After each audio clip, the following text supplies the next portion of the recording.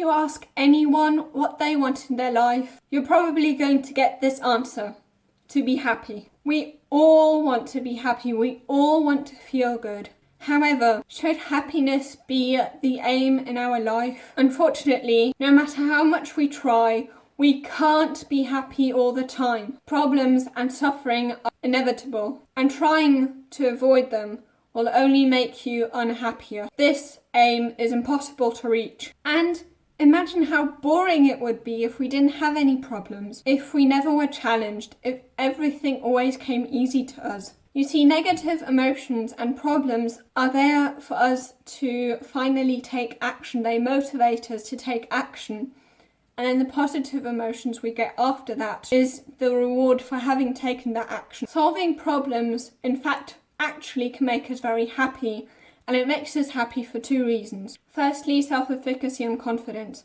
So basically, when we've done something that we wanted to do, when we've managed to do something that we wanted to do, if we manage to solve a problem, then we feel more confident, and of course feeling confident feels great. Therefore, that's a way in which solving problems can make us happy. Dopamine is actually very misunderstood. Most people think it's a chemical of reward, that we always get it when we are rewarded, which is true, but actually there's way more dopamine released when we anticipate something. Dopamine is more about anticipation than it is about reward. And you can see this on this graph right here, that there's actually more dopamine released when we anticipate it opposed to when we actually get the reward.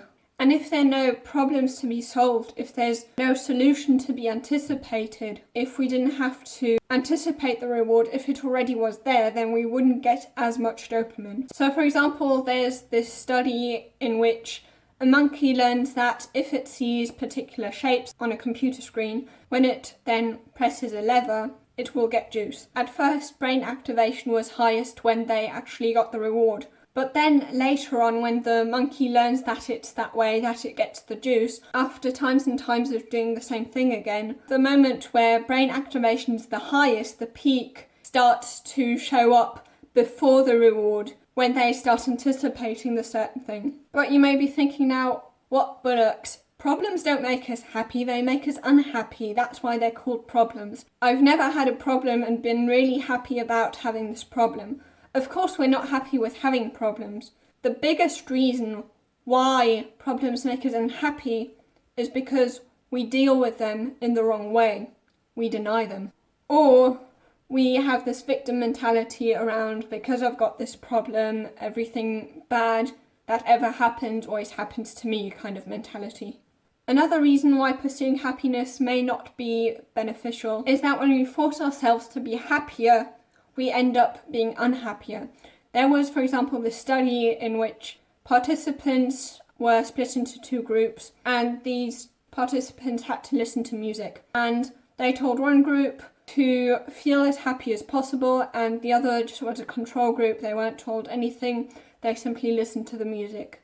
And it turned out that those in the group that weren't forcing themselves to be happier, the control group, actually turned out to be happier than those who tried to be happy. Another reason why pursuing happiness is a goal that can hardly be reached is that, unfortunately, we are very bad at predicting how we're going to feel in future. For example, there was this study on college students where they had to say how happy they would be if their football team won and how unhappy they think they would be if their football team lost. And these college students were then split into two groups. So one group were the describers. They simply described their everyday life before they predicted how they'd feel that day. Whereas the others didn't have to describe their everyday life. They kind of also were a control group. And those in the first group were more accurate in their predictions than the second group, because the second group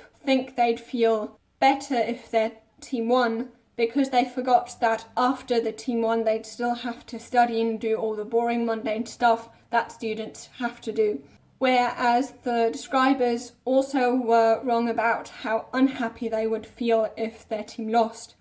And that is because they forgot that they would be distracted by their everyday life and by the work they had to do. Also, when you're describing your everyday life, you're going to make wrong predictions, but especially if, like in the control group, you simply try and predict it without thinking of that, you're going to make very inaccurate predictions of how you're going to feel. And we rarely take the time to describe how our everyday life would be or is before we predict how we'd feel in the future.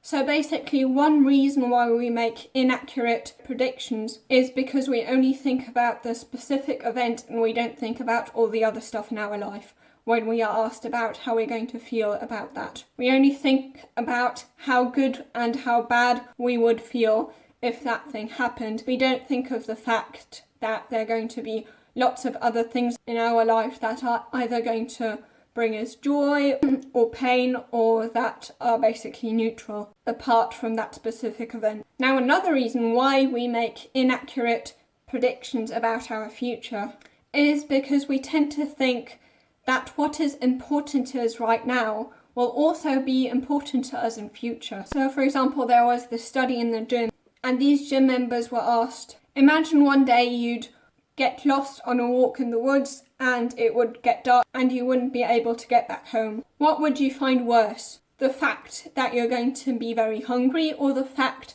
that you're going to be very thirsty? So these gym members were split into two different groups.